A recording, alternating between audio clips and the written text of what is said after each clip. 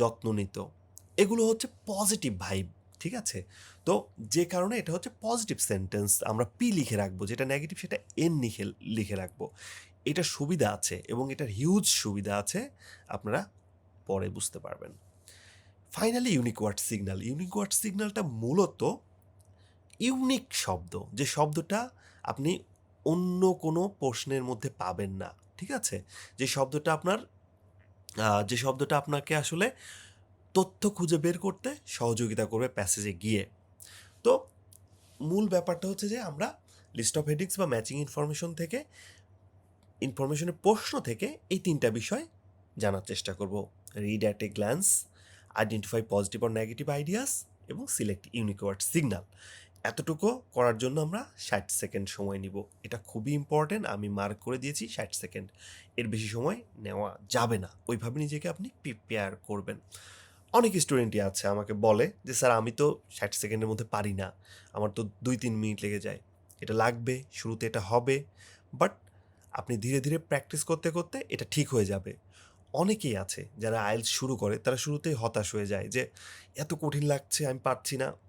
Trust me, হতাশ হবেন না। আপনি আমার লেকচারগুলো ফলো করেন, ট্রাস্ট মি, আপনার সব হতাশা দূর হয়ে যাবে।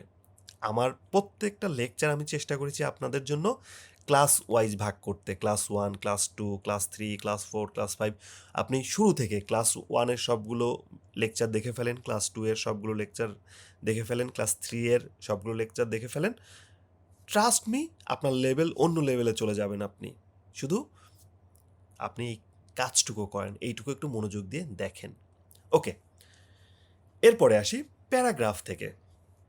এখন লিস্ট অফ হেডিংসের ক্ষেত্রে আমরা জানি যে আমাদের টপিক সেন্টেন্স শুরুতে আসতে পারে, টপিক সেন্টেন্স মাঝে থেকেও আসতে পারে, আবার টপিক সেন্টেন্স শেষেও আসতে পারে একটা প্যারাগ্রাফের।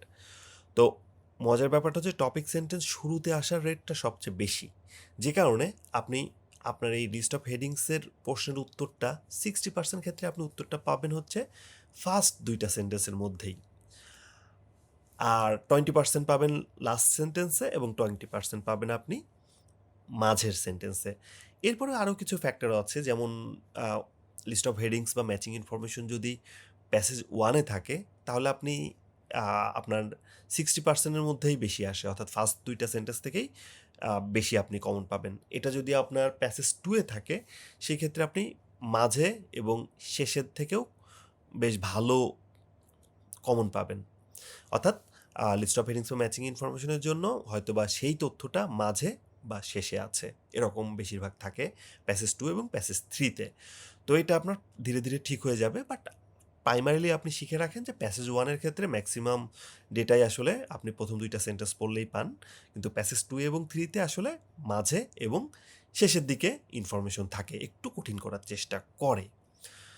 তো অনেকে এই বিষয়টা নিয়ে অনেকে আমাকে প্রশ্ন করে যে ভাইয়া আমি তো লিস্ট অফ হেডিংসের হেডিংস খুঁজে পাই না প্যাসেজে গিয়ে, প্যারাগ্রাফে গিয়ে, আমি তো ম্যাচিং ইনফরমেশন প্যারাগ্রাফে গিয়ে খুঁজে পাই না। এটা পাবেন কিভাবে? এটা পাওয়ার জন্য তো কিছু টিপস, ট্রিক্স, টেকনিক থাকতে হবে। আপনি যদি ওই টিপস, ট্রিক্স এবং টেকনিকগুলো ঠিকঠাক মতো আয়ত্ত করতে পারেন, আপনি যদি রপ্ত করতে পারেন, তাহলে ডেফিনেটলি আপনি পারবেন। ট্রাস্ট মি, আপনি পারবেন। শুধু আপনি আমাকে ফলো করেন। ওকে? ওকে, তো কিছু কিছু প্যাসেজ বা প্যারাগ্রাফ খুবই কঠিন থাকে, সেই ক্ষেত্রে if paragraph doesn't match headings, প্রথম আপনার কাজটা হবে ফাইনাল স্টেপে রিড ডিটেলস। কিছু কিছু প্যারাগ্রাফে আপনি উত্তর খুঁজেই পাবেন না, অর্থাৎ প্রথম 2টা সেন্টেন্সেও পেলেন না, শেষ সেন্টেন্সেও পেলেন না, মাঝেও পেলেন না। এটা হয় অনেক সময়, আমাদের চোখ এড়ায় যায়, অনেক সময় আমরা আনকনশিয়াস মাইন্ডে থাকি। সেই ক্ষেত্রে যে কাজটা করবেন, ডিটেলস পড়তে হবে। বাট এই ধরনের ডিটেলস পড়তে হয়, এই ধরনের ব্যাপারটা আসলে একটা লিস্ট অফ হেডিংসের 5টা প্রশ্নের মধ্যে বা 10টা বা 8টা প্রশ্নের মধ্যে হয়তো একটা থাকবে। 10টা প্রশ্নের মধ্যে আপনি 9টাই আপনার টিপস ট্রিক্সে পেয়ে যাবেন, আর একটা হয়তো আপনি টিপস ট্রিক্সে পাবেন না। সেই ক্ষেত্রে আপনাকে হয়তো ডিটেলস প্যারাগ্রাফটা পড়তে হবে, বাট এটা এক্সেপশনাল। নর্মালি আপনি সব কিছুই টিপস ট্রিক্সের মধ্যেই পাবেন, ট্রাস্ট মি। এরপরের যে ব্যাপারটা সেটা হচ্ছে যে ফাইনাল স্টেপ।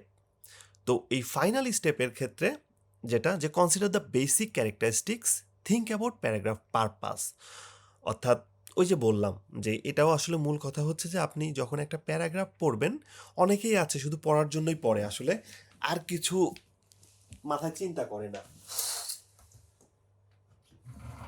তো এই কাজটা কখনো করবেন না। যখন আপনি একটা প্যারাগ্রাফ পড়বেন, আপনার চেষ্টা করবেন যে বেসিক ক্যারেক্টার কি বোঝাতে চাচ্ছে ক্যারেক্টারটা, এবং পারপাসটা কি ওই প্যারাগ্রাফটার, এটা একটু বোঝার চেষ্টা করবেন। ঠিক আছে? সবই আমি শেখাবো, ট্রাস্ট মি, সবই আমি শেখাবো। তো এরপরে এই লিস্ট অফ হেডিংস এবং ম্যাচিং ইনফরমেশনের ক্ষেত্রে স্কিমিং এবং স্ক্যানিং প্রসেসটা খুব খুব গুরুত্বপূর্ণ, কারণ এর মাধ্যমেই আপনি আসলে আপনার সঠিক উত্তরটা বের করে আনতে পারবেন। তো চলুন শুরু করি। এতক্ষণ যে বিষয়গুলো বললাম, এখন হচ্ছে তার প্র্যাকটিক্যাল ইমপ্লিকেশনটা আমরা দেখব। সো একটা স্মাইল মাইন্ডে আবার নতুন করে রিফ্রেশ ওয়েতে লেকচার দেখা শুরু করেন। প্রথম লিখে রেখেছি নেম। অবাক হওয়ার কিচ্ছু নাই, আমি আপনাদের বুঝিয়ে দিচ্ছি। এটা আমার 95 নাম্বার প্যারাগ্রাফ আমার রিসার্চের। সো এই প্যারাগ্রাফটার বা এটা হচ্ছে লিস্ট অফ হেডিংসের ম্যাচিং ইনফরমেশনের।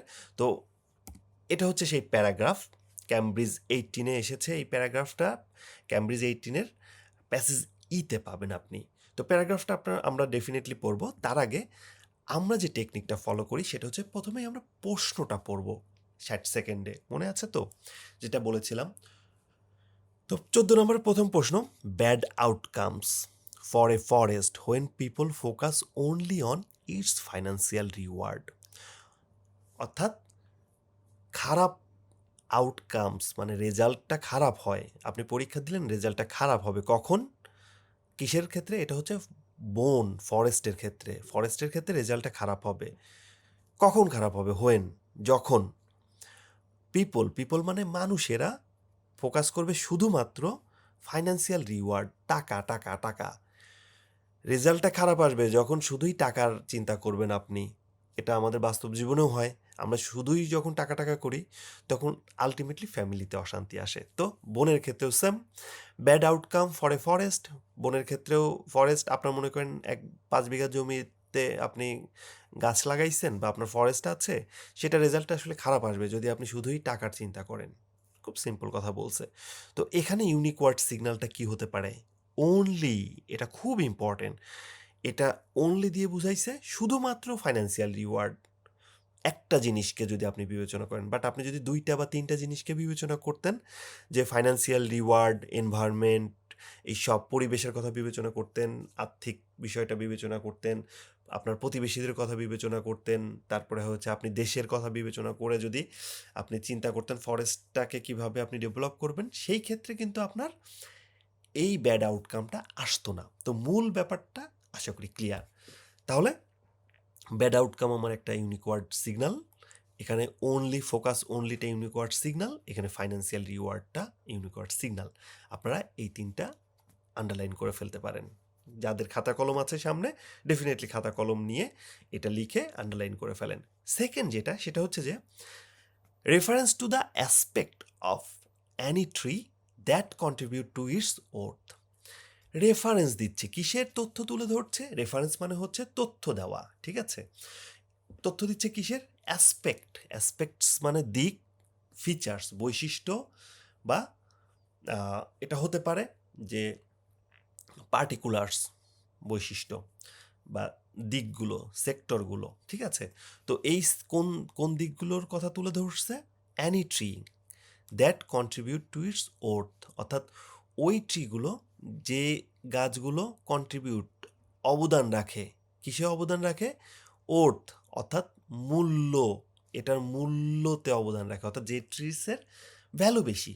সোজা কথা, যে ট্রিস আমাদের বেশি টাকা দেয়, অর্থাৎ আমি এমন একটা গাছ লাগালাম যে গাছের কাঠ হবে, ফুল হবে, ফল হবে, এবং ওইটা বিক্রি করে আমি বেশি টাকা পাবো, তার মানে ওই ট্রিসের ওর্থটা বেশি। ওর্থ মানে হচ্ছে ভ্যালু, মূল্য। তো আশা করি ক্লিয়ার। তাহলে রেফারেন্স টু দ্য অ্যাসপেক্ট, বৈশিষ্ট্যগুলো রেফারেন্স দেওয়া হয়েছে